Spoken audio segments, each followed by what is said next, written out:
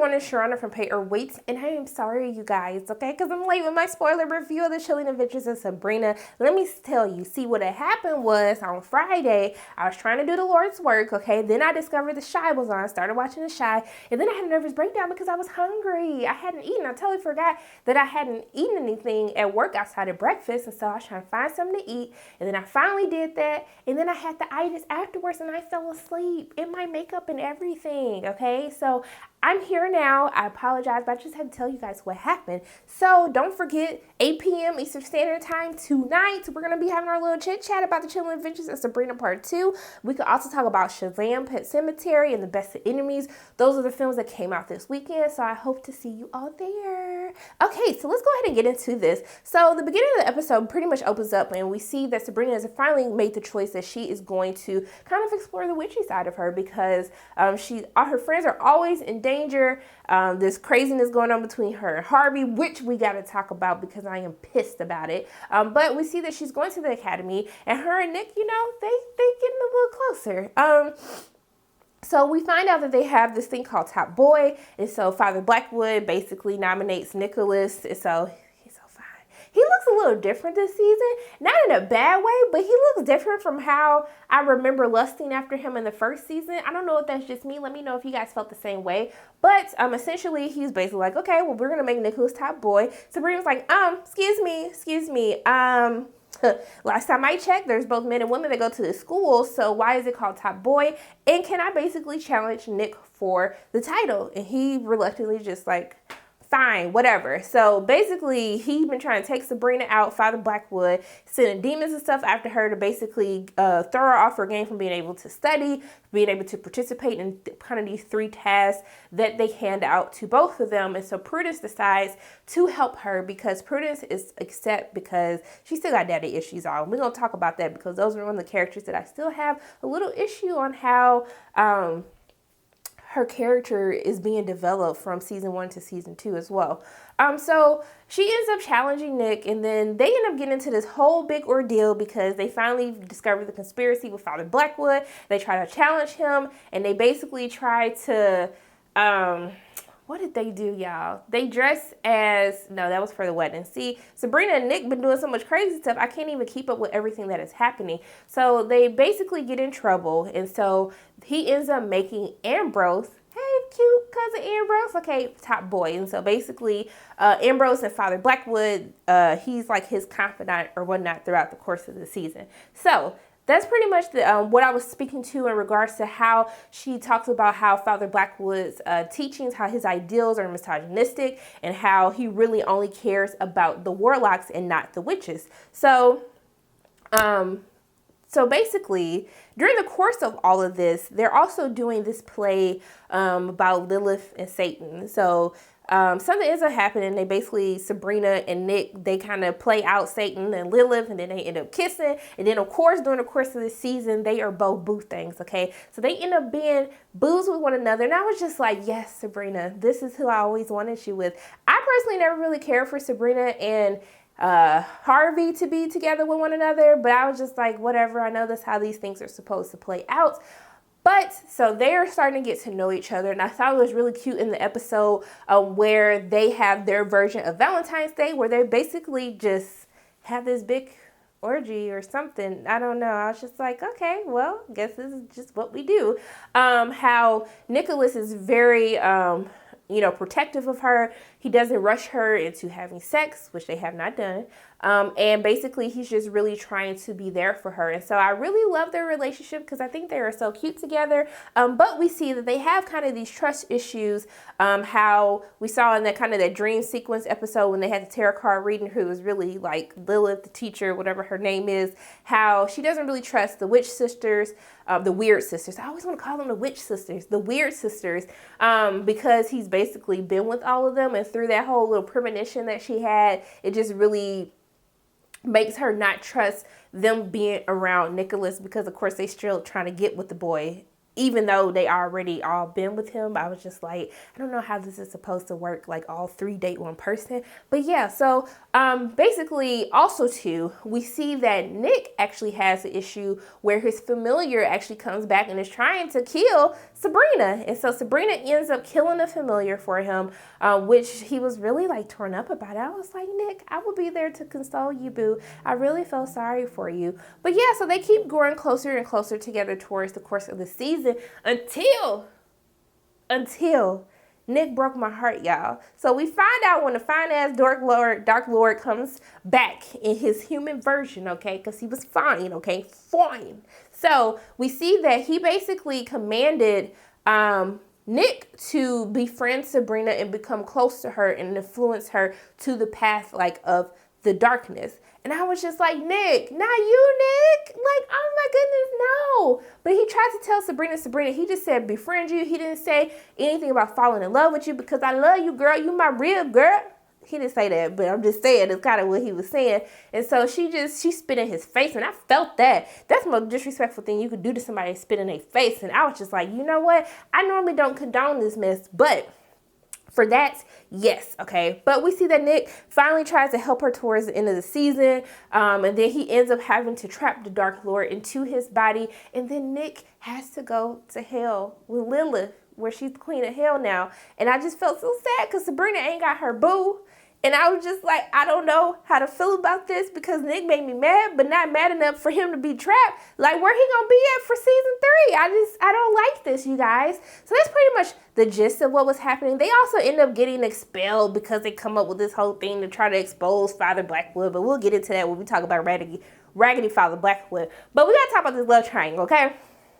So during the course of the season, we see that Roz and Harvey are kind of being pushed together, and Rosalind ends up having this vision of her and him kissing. And then we see that when this whole Romeo and Juliet, and they're kind of basically practicing the scenes with one another, we see that they both have feelings for each other. But Rosalind tries to be a good girlfriend, and she calls Sabrina and asks her how does she feel about it. And Sabrina was like, just go ahead. And I'm just like, no. First of all, I don't know what it is with these new little kids, because this ain't no millennial thing. If your friend talked to somebody, you don't talk to them, especially not just talk. They were in love. They was about to smash. She was about to risk it all for Harvey. And you think it's okay to go ahead and develop feelings? I don't care if Sabrina has a new boo. It does not matter. He was off limits from the day that they started dating. I just have a really huge issue with this. Throughout the course of the whole season, y'all supposed to really make me feel like this is okay. But technically in the comics, Harvey and Rosalind were together first before him and Sabrina were. And Rosalind and Sabrina were basically enemies with one another. But it don't matter, because in this season, it's just not okay. I really took a huge issue with this. I really still don't even believe that Harvey really cares about Rosalind, how he says that he does. Because they said, I love you, girl, and all this stuff. And I just didn't feel it, because just at the beginning of the season, we see that Sabrina goes to Harvey and they end up making out. And she was about to give it up to him. And then when she saw the scar, because the Dark Lord was kind of torturing her throughout, or bothering her throughout the beginning of the season, we saw that she finally made the decision, like, if I keep being with you, if I keep loving you, you're always going to be in danger. So for her, in order to protect Harvey, she basically has to back away. And Harvey was like, girl, if you walk out that door, don't come back. Love don't live here no more. That's not really what he said, but I'm just saying. That's what happens, and she walks away, and this is why Harvey ends up being with Rosalind. But when Rosalind got mad, because when Sabrina was about to do the whole levitation thing, when she was trying to convert people to her father's doctor, and then Harvey was like, come down right now. If you love me, you come down right now. And I was like, sir. Even Nick was looking like, and Rosalind was like, and then Rosalind like tried to confront him and be like, why did you say that? Like, do you still love Sabrina? I'm like, Rosalind, I don't even know why you asking these questions. Y'all shouldn't even be together. So for me, I don't like this whole storyline, this little love story between them. But Rosalind was looking a little cute in her little dress and stuff. She was stunning on Sabrina for that dance. I ain't even gonna lie, I ain't even gonna hate. But I just didn't like that. Just let me know, like, you guys don't think that this is rude as hell? Like, why is Rosalind dating Sabrina sloppy seconds? Like, that just does not make any logical sense to me at all. But I guess we can keep talking about the traitor Rosalind. So we see throughout the course of the season, we see that Rosalind actually ends up losing her vision. And so this is the part of kind of the cunning witches, the curse that was placed upon them where they lose their visions. So we saw that she was blind, and then all of a sudden when Sabrina just went cuckoo and had all the Herald of Hell and all of that stuff, and she can kind of bring people back to life. We saw that she restored her sight, even though I just like, you don't deserve it. You sit up here asking for help, and then when y'all tried to be real disrespectful to Sabrina, I was just like, girl, you better not do not nan other thing for them. You don't even need to give her sight back, okay? She already messing with your man. But she did it. I was just like, okay, I guess if you want to be a good person, you can go ahead and help her. So that's pretty much what happened with Rosalind. I don't feel like anything else really eventful happened with her character. But also too, Theo is kind of decided, Theo, that's Theo's name. Susie has decided she sees herself as a young man, and so she wants to go by Theo. And I thought it was interesting how during the premonition episode with the tarot card reader, we see that Theo kind of goes and steals this like kind of potion or spell that he creates, and how it backfires, starts growing into a tree and things like that. I love how they kind of play with their innermost desires, his desire to want to be a young man, and how that played out, especially with him being bullied during school by everyone else. They were upset because he was trying to join the basketball team. Then he wanted to go to the boys' locker rooms. And so we see like one of his main bullies, Sabrina gives him the knot to tie, like to make him trip on the basketball court, but he ends up making him trip down the stairs, and the dude like can't even play basketball for the whole season. But we see that it actually ends up being all as well, because he ends up actually deciding to get to know Theo for who he is, and all is well.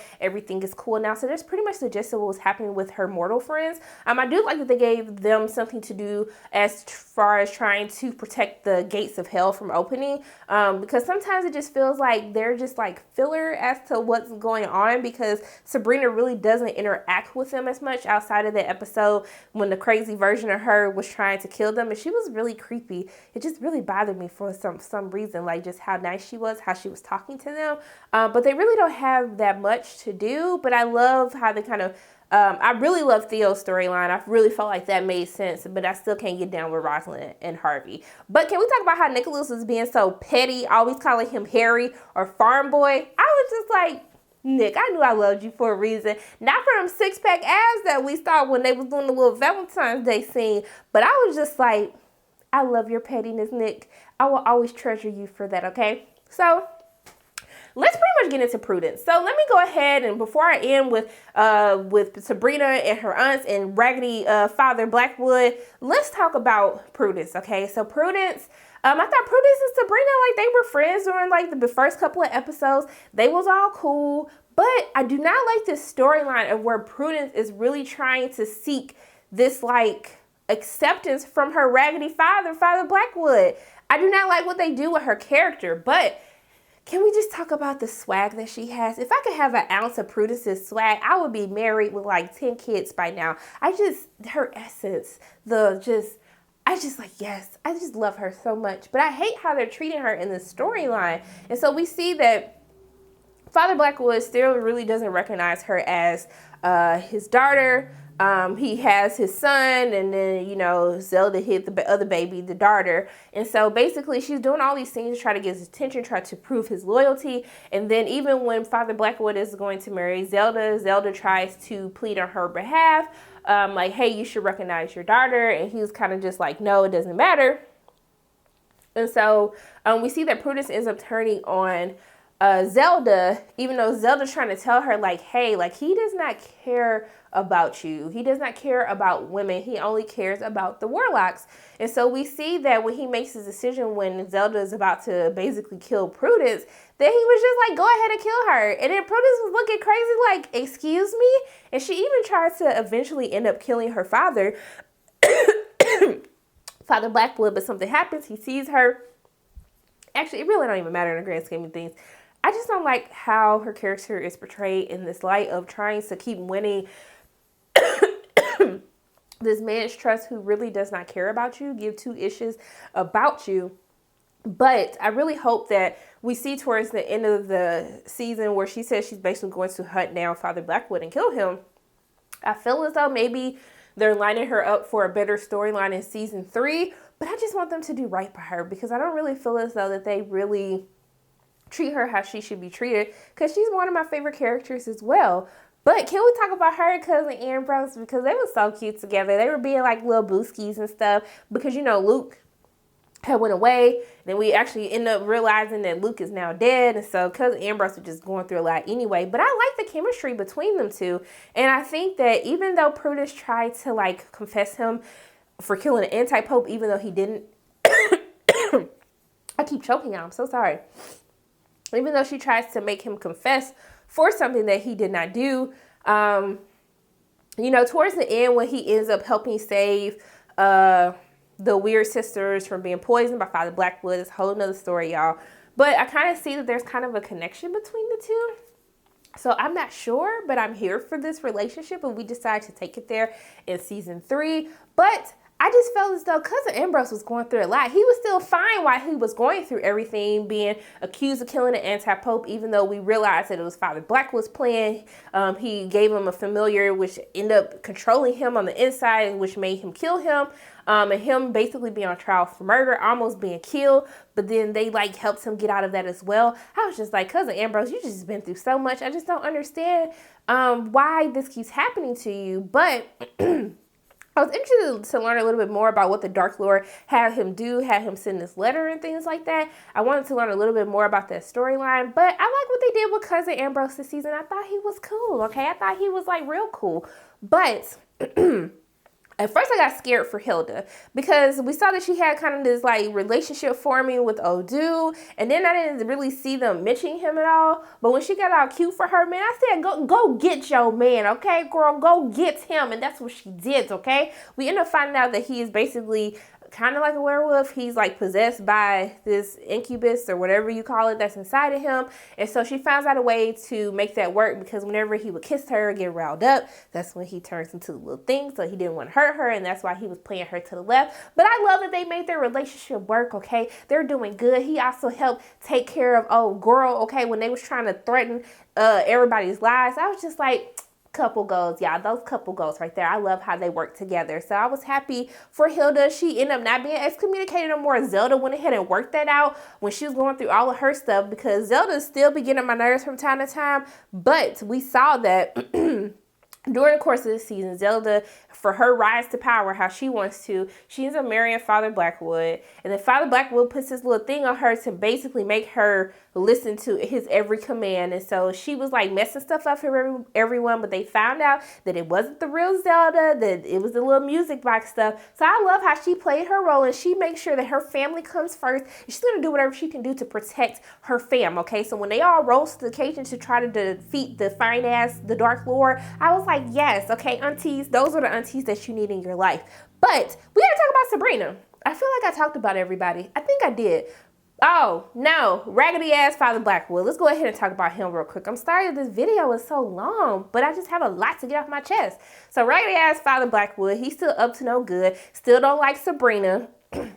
The whole idea to marry Zelda was because he hates the Spellman family and he just needed to do what he can do to set his plans in motion. He tried to have Sabrina killed I don't know how many countless times throughout the course of the season. But then he forms this whole plot to kill the anti-pope, blame it on Ambrose, and then basically it ends up working until Sabrina then finds a way to get rid of his plans. She ends up getting excommunicated in the midst of all of this, but we finally see that he's the one who actually came up with all of this to start the Church of Judas. The Dark Lord was like, sir, you think I like your little raggedy ass Church of Judas? No, I do not. I don't, okay? So basically, he tells him, you need to listen to Sabrina because she is my queen, which is so weird. We got to talk about that. She's my queen. And then Father Blackwood said, no, I ain't doing that. And so he ends up poisoning the whole church and then wants Prudence to come with them because now Prudence, snitched on Zelda and told him about the daughter. So now he, needs her to take care of the 2 kids. And so she was just like, no, I'm not doing this. And so he runs away because that's what cowards do. I cannot stand Father Blackwood. He makes me so mad. I'm not even going to spend no more time on him. But yeah, he was just causing a whole bunch of nonsense with his little misogynistic doctrine because he doesn't respect women. Just rude and disrespectful, okay? But we gotta talk about Sabrina, okay? So Sabrina is an interesting character because you want to root for Sabrina, but Sabrina is still very privileged in how she handles situations, how she puts her own thoughts and beliefs before everyone else's, and she kind of acts on her first impulse without thinking about the consequences that her choices brings not only to her, but her friends and her family, okay? And so I thought it was very interesting, the scene that she has with Prudence when she's trying to get back into the academy after she's been excommunicated, and Prudence read her. And I said, Prudence, you know what? Even though I thought y'all supposed to be friends, you read her for her whole rights about telling her how she doesn't care about other people. She does what she wants to do. And I feel that, but I think that Sabrina really, she really does want to do what she thinks is best, but I just don't think that she thinks of the consequences that come as a result of her just acting without thinking about it, okay? But we gotta talk about when she turned to this little crazy thing. So I actually really enjoyed the whole Witch Hunter episode with Spencer, he was in Unbreakable and Glass, and as David Dunn's son, and I was just like, okay, I was here for all of this, this whole witch hunter thing, they trying to hunt everybody down, and so we see that they end up killing her, but then she rises back up, her eyes is all white and stuff, and then when Harvey said she was like Jean Grey, who is Dark Phoenix, I was just like, yes, but I was here for that entire episode. When she rose to people, she was like, rise, brother, rise, sister. I was like, I'm here for this, Sabrina. I was just like, okay. But I love how she kind of dealt with all the issues that she was going throughout the course of the season. But I still have this slight just thing with her where she's so privileged in how she just acts and how she handles situations that really bothers me. But what bothered me the most was this whole thing with the Dark Lord. So the Dark Lord was trying to claim Sabrina to be his queen, but then really that's his daughter. So he tricked Edward and her mom. They couldn't conceive. And so basically he planted his seed in her mama, which was Sabrina. And I was just so weirded out by all of this because he's like, Sabrina would be my queen. And I was like, yo, queen, but ain't that your daughter? I don't understand how this is supposed to work. And so we see that Sabrina ends up tricking him, and basically she comes up with this whole plan to defeat the Dark Lord, and that's how he gets trapped in Nick's body. So she really doesn't know what she's gonna do. She's a little sad. I'm sad for her. But also too, Mama Satan, aka Lilith, aka whatever their teacher's name is, she's another one where I feel like her character was wasted. Even though they brought back I don't even know his name, but he was like Buffy's teacher after Giles left. I don't know. And I think he was on Angel. I couldn't make that up though. But I liked that he was Adam, which is really ironic how they kind of use these biblical names for these characters, even though they're Satan worshipers. But I feel as though her role was wasted because we find out that she was actually Lilith, the first witch. She was Satan's companion when he fell from grace from heaven down to earth. And basically this was promised to her. What he is giving Sabrina is what was promised to Lilith. And I really didn't like how they kind of made her so weak, because even the other people were like, you Lilith? And I was like, yeah, because there's nothing that's conveyed in her storylines to make you really feel that she's as powerful or as respected as people would think. But I like how we see kind of this. She's struggling because she goes into how things were when, her and Satan first got together, and how things were great, and how he kind of turned into this ambitious person, this cruel person, this mean person towards her, and how she's really just been trying to find favor with him. But I was happy that they kind of made it right, because they just made her this scorned lover that's just so heartbroken and doesn't know what to do. But I do appreciate that in the end we see that Sabrina, in exchange for Lilith's help, she makes Lilith the queen of hell. And so she gives her the crown, and she basically goes to do her little queen thing while she's taking care of Nick or whatnot. I don't know. But yeah, I want them to do more. I want them to do better by Prudence and by Lilith in the next season. Everyone else, I was pretty much happy with how their storylines happened. I enjoyed the season overall, but I just needed to really talk about the betrayal, the lies, okay, between this whole love triangle and Harvey and Rosalind. I will never be here for it, all right? So I'm sorry I've been talking so long, y'all. Those are my quick, like spoiler thoughts on The Chilling Adventures of Sabrina Part 2. As always, my name is Sharona from Pay Your Weight. And if you like what you saw today, make sure you hit the like button, hit subscribe, share this video with your friends, and make sure you hit the notification bell, and I will see you soon.